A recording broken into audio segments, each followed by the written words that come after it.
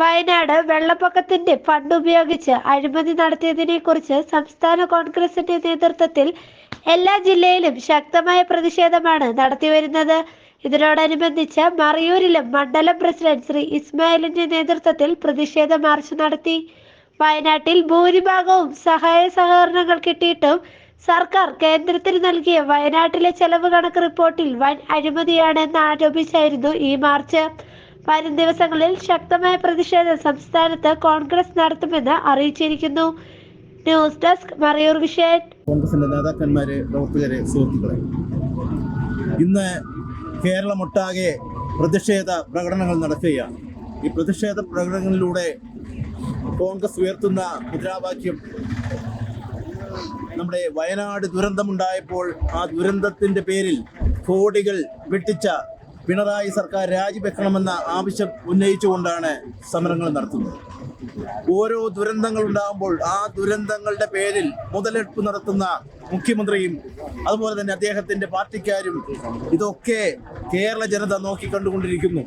ഇവിടെ ഒരുപാട് പേര് സന്നദ്ധ പ്രവർത്തനങ്ങൾ നടത്തി. അത് എല്ലാ രാഷ്ട്രീയ പാർട്ടികളിലെ ആളുകളുമുണ്ട്.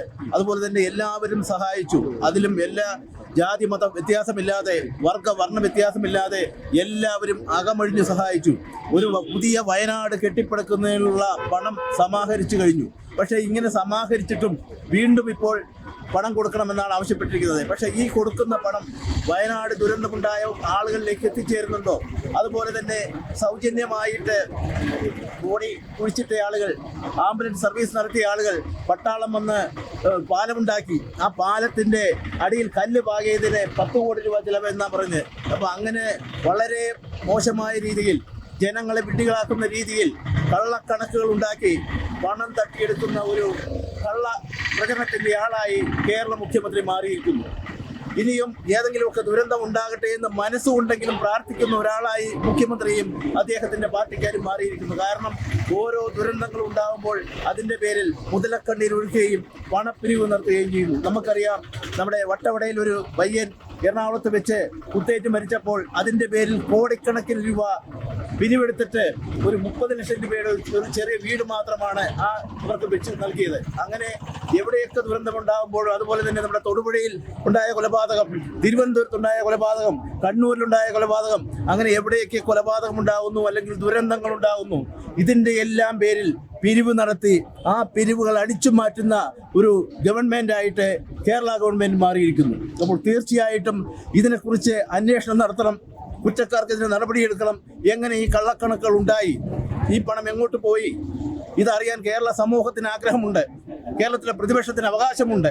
ഇന്നിവിടെ പ്രത്യേകമായിട്ട് മന്ത്രിസഭാ യോഗം വിളിച്ചു ചേർത്ത് ചർച്ച ചെയ്യുന്നതാണ് പറയുന്നത്. പക്ഷേ ചർച്ച ചെയ്ത ശേഷം പുറത്തേക്ക് വരുന്ന വാർത്ത അങ്ങനെ ഒരു കള്ളക്കണക്ക് ഞങ്ങൾ കൊടുത്തിട്ടില്ല എന്നാണ്. പക്ഷേ സത്യസന്ധമായ കണക്ക് പൊതുസമൂഹത്തോട് പറയാനുള്ള ബാധ്യത കേരള മുഖ്യനും അതുപോലെ തന്നെ അദ്ദേഹത്തിന്റെ സഹപ്രവർത്തകർക്കുമുണ്ട്. അപ്പോൾ അത് പറഞ്ഞില്ലെങ്കിൽ അത് പറയിപ്പിക്കുന്നതുവരെ സമരവുമായിട്ട് കോൺഗ്രസ് മുന്നിലുണ്ടാകും. ആ സമരങ്ങൾക്ക് എല്ലാവരുടെയും അകമഴിഞ്ഞ പിന്തുണ ഉണ്ടാകണമെന്ന് മാത്രം പറഞ്ഞു നിർത്തുന്നു. നന്ദി, നമസ്കാരം, ജയ് ഹിന്ദ്. முன்னாள் காங்கிரஸ் கட்சியினுடைய தலைவர் ஆன்சி ஆண்டனி அவர்களே, ஐஎன்டிஎஸ் மண்டல தலைவர் ஜோமன் தோமஸ் அவர்களே, பிளாக் காங்கிரஸ் கட்சியோட உபதலைவர் கேபி ராஜன், பிளாக் காங்கிரஸ் பொதுச் செயலாளர்களாகிய என் ஆரோக்கியதாஸ், ஆரோக்கியசாமி, காந்தி அண்ணன் மற்றும் பஞ்சாயத்து பிரசிடண்ட், முன்னாள் பஞ்சாயத்து பிரசிடண்ட், பஞ்சாயத்து மெம்பர்மார், வார்டு பிரசிடண்ட்மார், பூத்து பிரசிடண்ட்மார், மண்டல பாரவாயிகள், இளைஞர் காங்கிரசினுடைய தலைவர் காளிதாஸ் மற்ற நண்பர்களே, தோழர்களே, இந்த ஒரு கண்டன ஊர்வலம் நடத்தப்பட்டது எதற்காக என்று மறையூரில் உள்ள ஜனங்கள் எல்லாரும் பார்த்து கொண்டிருக்கின்றார்கள். அதாவது கிட்டத்தட்ட ஒரு மாதங்களுக்கு முன்னால்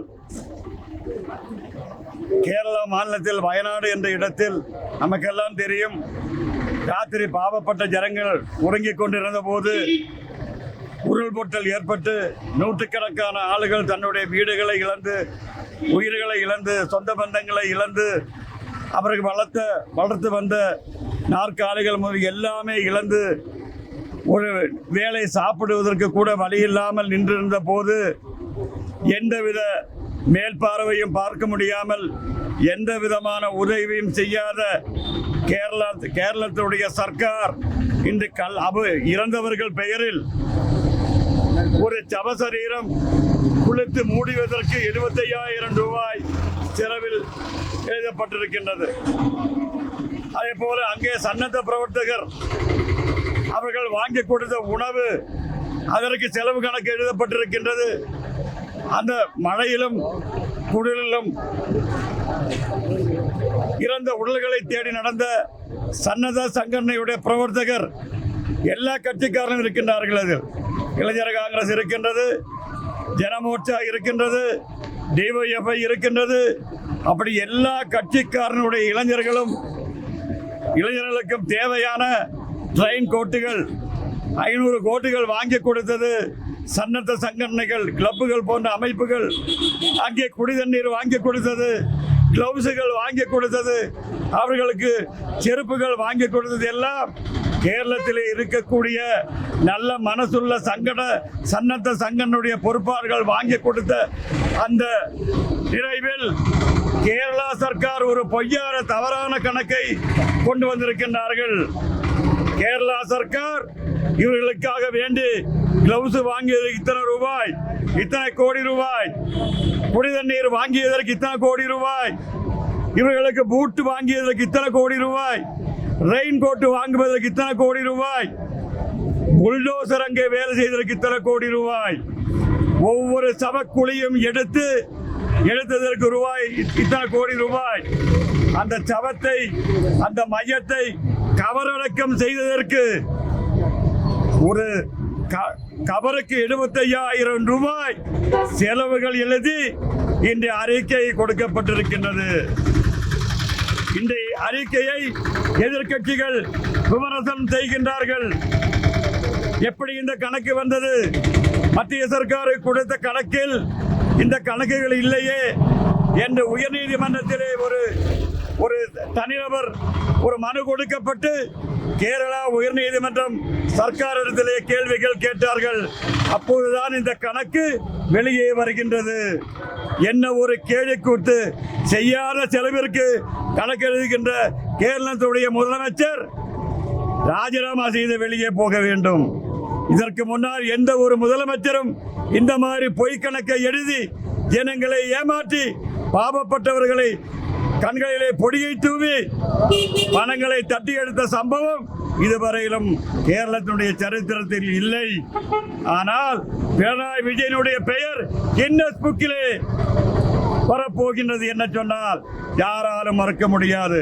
காலையிலிருந்து ராத்திரி வரையும் பொய்களை பேசி பாவப்பட்ட மக்களுக்கு அதை செய்தோம் இதை செய்தோம் என்று பொய் கணக்குகளை காண்பித்து ஆயிரக்கணக்கான கோடி ரூபாய்களை சொந்தமாக்கி கேரளத்துடைய முதலமைச்சர் ராஜினாமா செய்து போக வேண்டும் என்று மறையூர் மண்டலம் காங்கிரஸ் கட்சியின் வாயிலாக வேண்டுகோள் விடுத்துக் கொண்டு எனக்கு பின்னால் பல்வேறு தலைவர்கள் பேச இருப்பதால் அடுத்தபடியாக முன்னாள் மண்டலம் காங்கிரஸ் கட்சியுடைய தலைவர் ஸ்ரீ ஆன்சி ஆண்டனி அவர்கள் உங்கள் மத்தியில் பேசுவார்.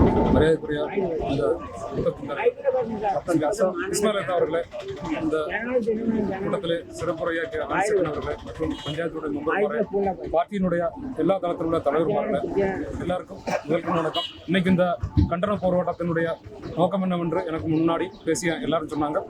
இதுக்கு மெயின் காரணம்னு கேட்டால் நம்ம சாதாரணப்பட்ட மக்கள் இந்த இந்தியா ஃபுல்லாக எல்லா இடத்துல இருந்தும் பொருட்களாகவும் பணமாகவும் எல்லாம் கொடுத்த பணத்தை மக்கள் கொடுத்த காசை அவங்க வந்துட்டு அந்த இழந்தவர்களுக்கு கொடுக்காம அதை பாதிக்கப்பட்டவங்களுக்கு கொடுக்காம இந்த பணத்தை பார்ட்டியினுடைய ஒரு நேதൃത്വத்தில் தீர்மானித்து அவங்க கொள்ளையடிக்கக்கூடிய சர்க்காரை வச்சு கொள்ளையடிக்கக்கூடிய ஒரு தீர்மானத்திலாகும் நம்ம இப்போ இந்த கட்டளை நடக்குது. காரணம்னு கேட்டால் இவங்க காணிச்ச ஒரு கணக்கு கோடிக்கணக்கான ரூபா அடக்கம் பண்ணுறதுக்குன்னு சொல்லி சொன்னார். அப்போ ஒரு டெட் பாடி அடக்கம் பண்ணுறதுக்கு பல கோடி 75,000 செலவு. சாதாரண இன்னைக்கு இந்த மற்ற ஜேசிபி ஆப்ரேட்டர் அசோசியேஷனுக்குள்ள ஆப்ரேட்டர் அசோசியேஷனுக்குள்ள தலைவர் மாதிரி இருக்காங்க. ₹1 வாங்காம தான் நாங்கள் ஜேசிபி விட்டு கொடுத்தோம். இன்னைக்கு அவங்க பேட்டி வந்திருக்கு. அதே மாதிரி எல்லா இடத்துல இந்த சென்னை சங்கலேருந்து வாங்கினவங்க ₹1 கூட சம்பளம் வாங்காம தான் அங்கே பிரிச்சோம். இவங்க கோட்டு வாங்கினதுலேருந்து சாப்பாடு வாங்கினது அவங்களுக்கு எல்லாமே கோடிக்கு குறைஞ்ச கணக்கே இல்லை. ஆனா அங்க போய் இன்னும் வேலை செஞ்சாலும் மறைவிலிருந்து வரைக்கும் நம்ம பசங்க அங்க போயிருக்காங்க, அங்க பார்க்கறதுக்கும் வேலை செய்யறதுக்கும். அப்படி கேரளத்தினுடைய எல்லா மாவட்டங்கள்ல இருந்தும் போய் அந்த சேவை செஞ்சதுக்கு வேண்டி போன ஆளுகளுக்கு அந்த அவங்கள ஒரு அவமானப்படுத்துற விதமா அவங்களுக்கு கொடுத்ததாகவும் அவங்களுக்கு சாப்பாடு வாங்கி கொடுத்து அவங்க கிட்டு வாங்கி கொடுத்ததுல பல கள்ளக்கணக்கு கொடுத்துருக்காங்க. இது இந்த பொதுமக்களுடைய நம்மள மாதிரி சாதாரணப்பட்டவங்க கொடுத்த வரிப்பணம். இந்த வரிப்பணத்தை அவங்களுக்குள்ள டெவலப்மெண்ட்டுக்கு யூஸ் பண்ணதுக்கு பதிலாக இதை அந்த வயநாட்டில் இறந்தவங்களுக்குள்ள பேரை சொல்லி இந்த கொள்ளையடிச்சதுக்கு எதிராக இந்த கட்டண ஊர்வலம். இதுக்கு சரியான முறையில் தீர்வு உண்டாக்கி இந்த கொள்ளையடிப்புக்கு கணக்கு வெளியே விடலாம் அப்படின்னா மாபெரும் போராட்டம் இங்கே உள்ள பொதுமக்களை மொத்தம் திரட்டி கேரளம் காணாத வகையில் போராட்டம் நடத்துவது மாத்திரம் கூறிக்கொண்டு இந்த பேசுறதுக்கு வாய்ப்படுத்த எல்லாருக்கும் நன்றி விடுகிறேன். நன்றி.